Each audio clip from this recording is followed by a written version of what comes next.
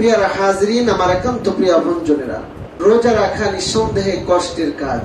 আপনারা হয়তো ইমানের তাগাদায়, আপনারা হয়তো রোজা রেখে অভ্যস্ত, রোজা রাখতে হবে আল্লাহর বিধান, এই কারণে হয়তো বলতে পারেন না রোজা রাখা তেমন কষ্টের নয়। কিন্তু ওভারঅল সকলের কথা চিন্তা করে যদি বলেন, আমাদের অবশ্যই ক্ষুধাজনিত একটি কষ্ট হয়। তো মনে হতে পারে যে আল্লাহ কেন আমাদেরকে এই রোজার মতন বিধান দিয়ে কষ্ট দিলেন, বা কেন আমরা রোজা রেখে কষ্ট করব, এরকমটি মনে হতে পারে কি পারে না? আপনার আমার হয় না, কিন্তু এক শ্রেণীর মানুষের কাছে এটা মনে হয়। যার কারণেই এই পৃথিবীতে যত মানুষ রয়েছে তার মধ্যে আপনি দেখবেন রোজাদারের চেয়ে বেরোজাদারি বেশি। বেশি না কম? বেশি। তার মানে তারা কষ্ট মনে করে, বা এটাকে ওইভাবে আসলে মেনে চলতে চায় না। আল্লাহ পাক রব্বুল আলামিনের সুন্দরতম 99টি নাম আছে, শুনেছেন আপনারা? আল্লাহ রাসূল সাল্লাল্লাহু আলাইহি ওয়াসাল্লাম একটি হাদিস বর্ণনা করেছেন, যেটা হযরত আবু হুরায়রা রাদিয়াল্লাহু তাআলা আনহু থেকে বর্ণিত। عن أبي هريرة رضي الله تعالى عنه قال قال رسول الله صلى الله عليه وسلم إن لله 99 اسما من حفظ فدخل الجنة। হযরত আবু হুরায়রা রাদিয়াল্লাহু তাআলা আনহু থেকে বর্ণিত, তিনি বলেন রাসূলুল্লাহ সাল্লাল্লাহু আলাইহি ওয়াসাল্লাম বলেছেন, আল্লাহর সুন্দরতম 99টি নাম রয়েছে, যদি কেউ তা মুখস্থ করে, সংরক্ষণ করে, তাহলে সে জান্নাতে প্রবেশ করবে। সকলে বলে সুবহানাল্লাহ। প্রিয় হাজিরিন, তো আল্লাহর 99টি নামের ফজিলত বলা আমার উদ্দেশ্য নয়। আমি যেটা বোঝাতে চাচ্ছি, এই 99টি নামের ভিতরে একটি নাম রয়েছে আল হাকিম। কি বলেন তো? বিজ্ঞানময়, প্রজ্ঞাবান, হিকমতওয়ালা। তো এই গুণের অধিকারী, আল্লাহর চেয়ে বড় বিজ্ঞানী, আল্লাহর চেয়ে মহাজ্ঞানী, আল্লাহর চেয়ে বড় হিকমতওয়ালা পৃথিবীতে আর দ্বিতীয় কেউ নেই। সে আল্লাহ পাক রব্বুল আলামিন যখন কোন বিধান বিধিবদ্ধ করেন, যখন কোন বিধান কারো উপরে আরোপ করেন, তার সৃষ্টিজীবের উপরে কোন নির্দেশ দান করেন, তার ভিতরে যৌক্তিকতা রয়েছে, তার ভিতরে বিজ্ঞান রয়েছে, তার ভিতরে উপকারিতা রয়েছে, তার ভিতরে সাফল্য রয়েছে, তার ভিতরে কল্যাণ রয়েছে। সকলে বলি সুবহানাল্লাহ। আমরা হয়তো বুঝি আর না বুঝি, সেটা ভিন্ন কথা, কিন্তু আমরা যদি সত্যিকারের প্রত্যেকটি বিধানের প্রতি খেয়াল করি গভীরভাবে, এবং এটা নিয়ে বিচার বিশ্লেষণ করি, নিরপেক্ষ দৃষ্টিকোণ থেকে নানাভাবে এটা নিয়ে গবেষণা করি, তাহলে অবশ্যই অবশ্যই এটাই প্রমাণিত হবে যে এই বিধানের ভিতরে মানব কল্যাণ রয়েছে, এই বিধানের ভিতরে সাফল্য রয়েছে, এই বিধানের ভিতরে যৌক্তিকতা রয়েছে, এই বিধানের ভিতরে উপকারিতা রয়েছে। সকলে বলি আলহামদুলিল্লাহ। প্রিয় উপস্থিতি আমার, এজন্য আমরা আসলে কম জ্ঞানের মানুষ। আল্লাহ পাক রব্বুল আলামিনের জ্ঞানের কোন সীমা পরিসীমা নেই। আমাদেরকে সামান্য জ্ঞান দেওয়া হয়েছে। আল্লাহ এজন্য বলেছেন, ওমা উতীতুম মিনাল ইলমি ইল্লা কলিলা, আমাদেরকে সামান্য মাত্র জ্ঞান দেওয়া হয়েছে। তাই আমরা জ্ঞানের বহরে নিজেদেরকে ধরাকে সরা জ্ঞান করি না। একটু শিক্ষিত হলেই আর কাউকে দাম দিতে চাই না, মনে করি নিজেই সেরা, আমার চেয়ে বড় জ্ঞানী আর কেউ নাই, আমি বড় বুদ্ধিমান। তো এগুলো আসলে মোটেই ঠিক নয়। আমাদের জ্ঞান যত অর্জনই করি, যত চেষ্টাই করি, আল্লাহর জ্ঞানের কাছে তুলনায় চলে না। সকলে বলি আল্লাহু আকবার। এজন্য আমরা যারা একটু এই সীমাবদ্ধ জ্ঞান থেকেও জ্ঞান অর্জনের, শরীয়তের, কোরআন হাদিসের ইলম অর্জন করব, বিজ্ঞান নিয়ে চর্চা করব, কোরআন হাদিসের আলোকে বিধানগুলোকে যখন আমরা বিচার বিশ্লেষণ করব, আমাদের এই সীমাবদ্ধ জ্ঞান দিয়েও আমাদের প্রমাণিত হয়ে যাবে যে এই বিধান হচ্ছে সত্যি যৌক্তিক, এর মধ্যে কল্যাণ রয়েছে। প্রিয়ারা হাজরিন, আমার একান্ত প্রিয় বন্ধুরা, তো তার মধ্যে অন্যতম হলো এই মাহে রমজানের রোজা, বা রোজা যেগুলো নফল রোজা, ফজিলতপূর্ণ দলিল সম্মত, সবগুলোর ভিতরে কল্যাণ রয়েছে, উপকারিতা রয়েছে, আমাদের জন্য সাফল্য রয়েছে। প্রিয়ারা হাজরিন, আপনারা জানেন রমজানের রোজা এতটাই কল্যাণময়। এই রোজা রাখলে মুত্তাকি পরহেজগার আল্লাহ ভীরু হওয়া যায়। যে মুত্তাকি পরহেজগার আল্লাহ ভীরুদের জন্য আল্লাহ পাক রব্বুল আলামিন সুখময়, শান্তিময়, অনাবিল প্রশান্তির জায়গা জান্নাত রেখেছে। সেই জান্নাতে যদি যেতে চাই মুত্তাকি হওয়া লাগবে। মুত্তাকি কিভাবে হওয়া যাবে? রোজা রাখলেও মুত্তাকি হওয়া যায়, আরো অন্যান্য প্রসেসও রয়েছে। কিন্তু আল্লাহ যে স্পষ্টভাবে জানিয়েছেন যে রোজা রাখলে আমরা কি হতে পারবো? মুত্তাকি হতে পারবো। আসুন কোরআন থেকে জেনে নেই। সূরাতুল বাকারার 183 নম্বর আয়াতে কারিমায় আল্লাহ পাক রব্বুল আলামিনের জন্য বলছেন, ইয়া আইয়ুহাল্লাযীনা আমানু কুতিবা আলাইকুমুস সিয়ামু কামা কুতিবা আলাল্লাযীনা মিন ক্বাবলিকুম লাআল্লাকুম তাত্তাকুন। আল্লাহু আকবার। হে বিশ্বাসী বান্দারা, হে ঈমানওয়ালারা, তোমাদের উপরে রোজাকে ফরজ করা হয়েছে, বিধিবদ্ধ করা হয়েছে।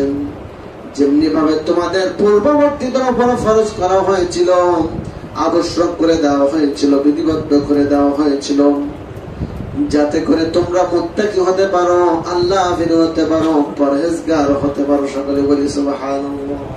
তাহলে আল্লাহ জানালেন আমরা মুত্তাকি পরহেজগার যাতে হতে পারি, এজন্য আল্লাহ আমাদেরকে রোজার বিধান দিয়েছেন, রমজানের সিয়ামকে ফরজ করেছেন, আমাদের জন্য লিপিবদ্ধ করে দিয়েছেন ফরজ হিসাবে।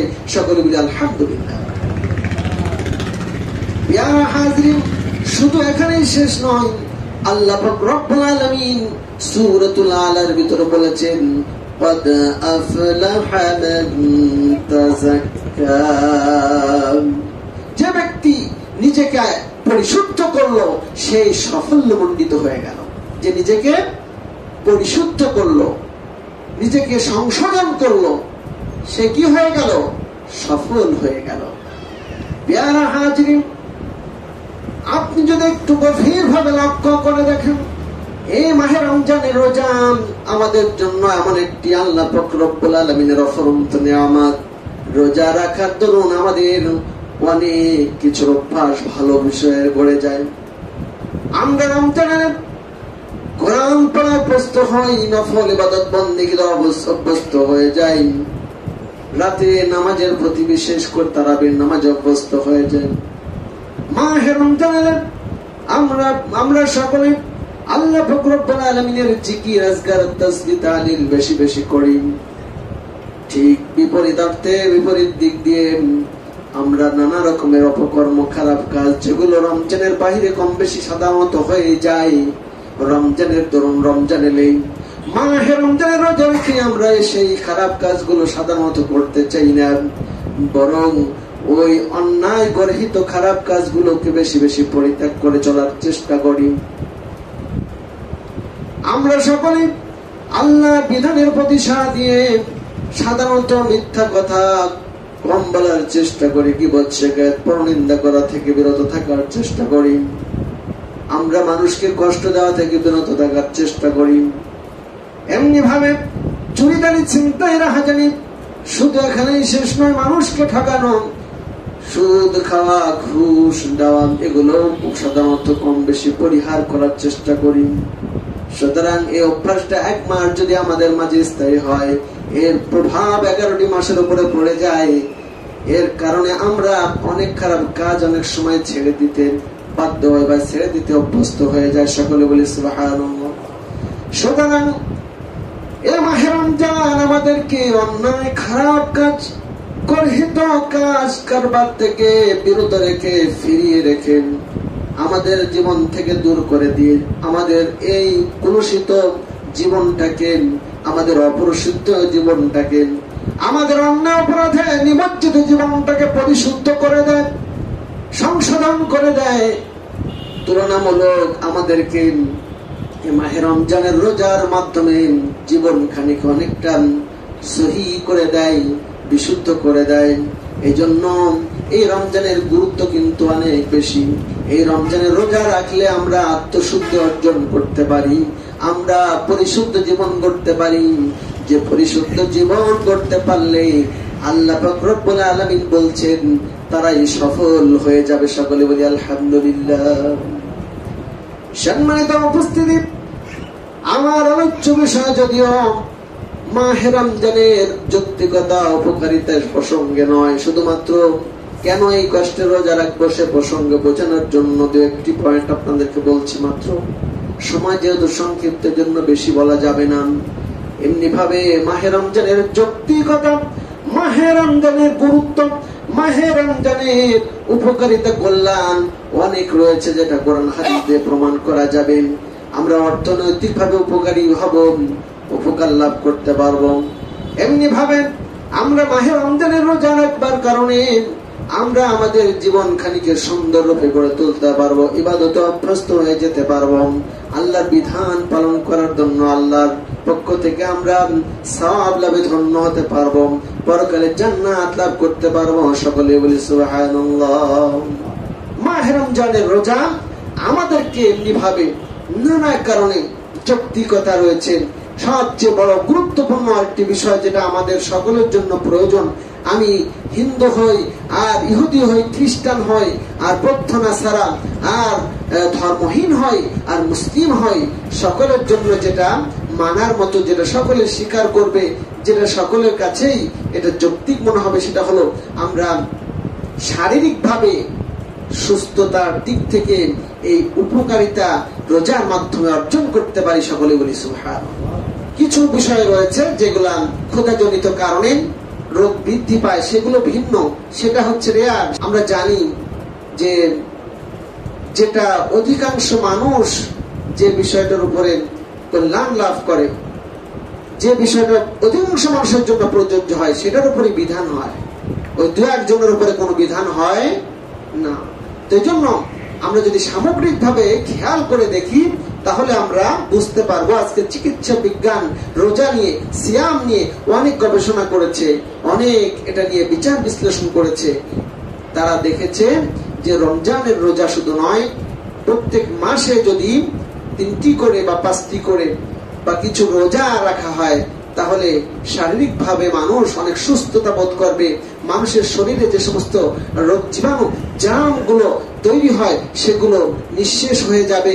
মানুষ আবার সুস্থতার জীবন নিয়ে জীবন পরিচালিত করতে পারবে। সকলে বলি সুবহানাল্লাহ।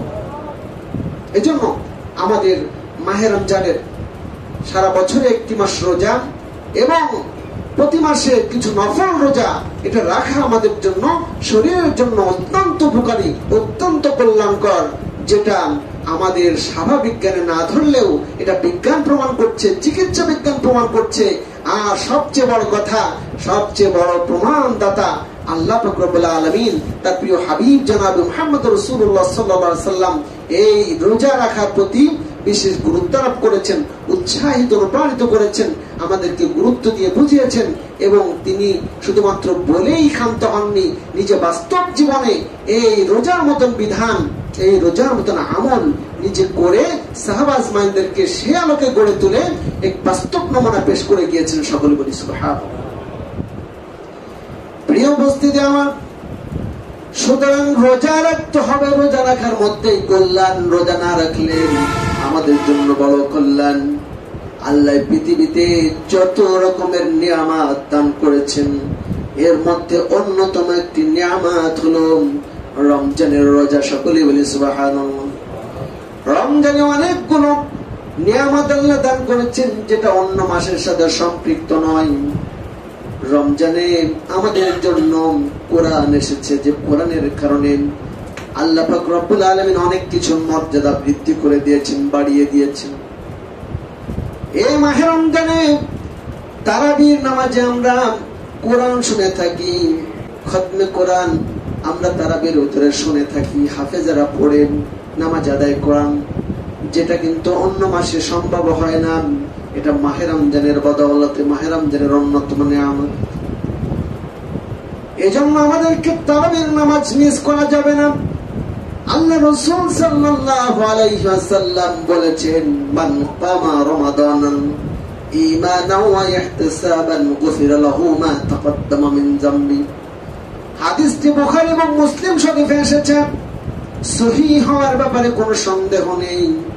আল্লাহর রাসূল সাল্লাল্লাহু আলাইহি সাল্লাম বলছেন, যদি কেউ রমজানুল মুবারক মাসে রাতে দাঁড়িয়ে নামাজ আদায় করেন তথা কিয়ামুল লাইল করেন বা তারাবির নামাজ আদায় করেন, তাহলে যদি সে এই আমলটি ঈমানের সঙ্গে ইহতিসাবের নিয়তে রমজানের কিয়ামুল লাইল করে তারাবির নামাজ আদায় করেন, আল্লাহ পাক রব্বুল আলামিন ওই ব্যক্তির বিগত জীবনের গুনাহগুলো মাফ করে দিবেন। সকলে বলি সুবহানাল্লাহ।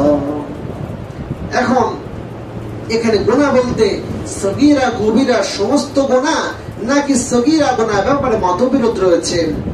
অন্যান্য হাদিস, অন্যান্য কোরআনের আয়াত বা বিভিন্ন বিচার বিশ্লেষণ থেকে মুহাদ্দিসিনে কেরাম বা ফুকাহায়ে আযম যারা তারা বলেছেন যে আসলে এখানে এই গুনাহ মাফ দ্বারা সগীরা গুনাহগুলো উদ্দেশ্য। তাছাড়া এমন কিছু গুনাহ আছে যেগুলো আল্লাহ চাইলে মাফ করতে পারলেও মাফ করবেন না, যেমন শিরকের গুনাহ। কথা বলেন ঠিক না বেঠিক?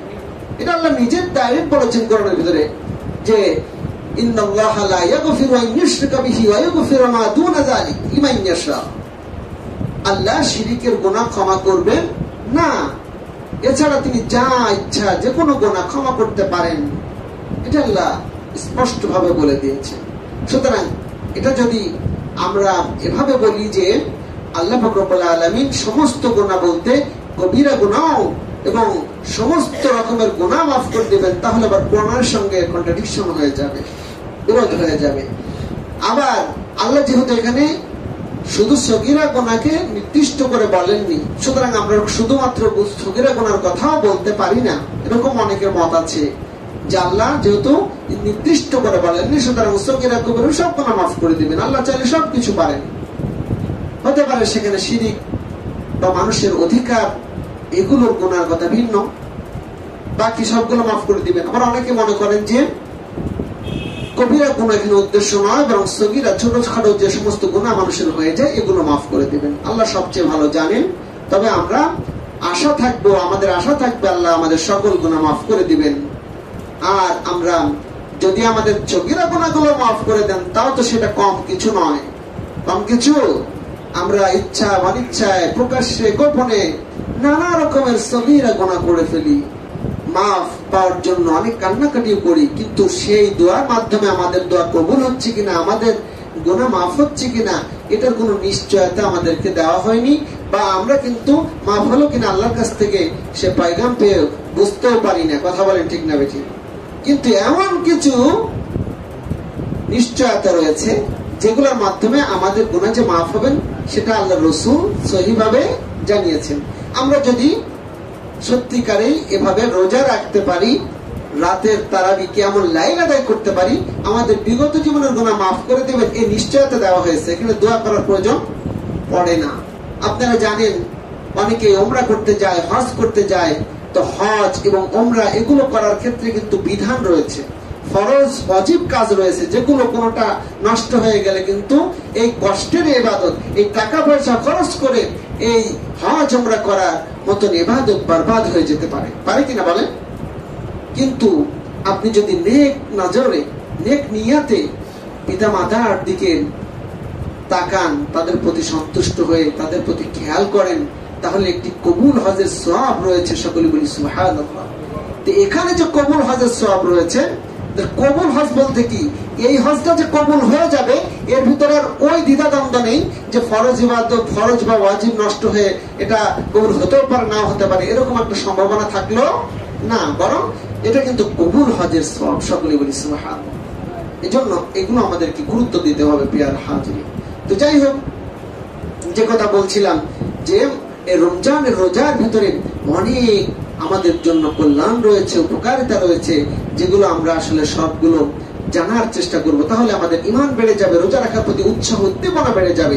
সংক্ষিপ্ত সময়ে সবকিছু আসলে বলা সম্ভব নয়। রমজানের রোজার যৌক্তিকতা এবং এর উপকারিতা কল্যাণ সম্পর্কে যতটুকু বললাম, আল্লাহ যেন আমি সহ সকলকে এই প্রসঙ্গে মেনে চলার তৌফিক দান করেন। সকলে বলে আল্লাহুম্মা